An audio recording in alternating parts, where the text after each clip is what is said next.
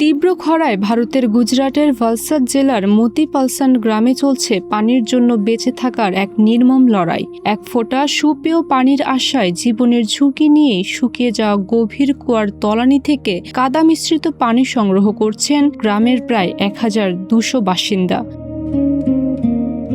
সামাজিক যোগাযোগ মাধ্যমে ছড়িয়ে পড়া হৃদয় বিদারক ভিডিওটিতে দেখা যায় সরু ও গভীর কুয়ার ভেতরে দড়ি বেয়ে নামছেন নারী, পুরুষ, এমনকি শিশুরাও। তীব্র গরম আর পানি শূন্যতার মধ্যে এই দৃশ্য মানবিক সংকটেরই এক করুণ প্রতিচ্ছবি।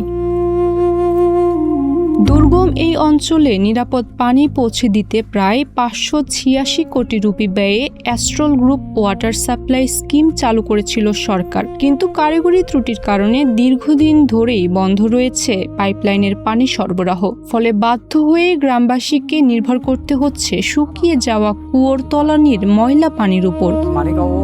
সংকটের জন্য নিচে থেকে পানি উপরে আনতে হয়। ঘরের কাজের জন্য তো সবার পানি লাগেই।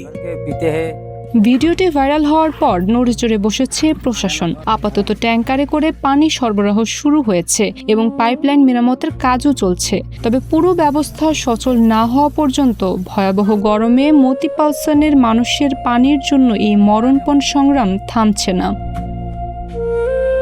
শামীমা অবন্তী, দিনকাল ডিজিটাল।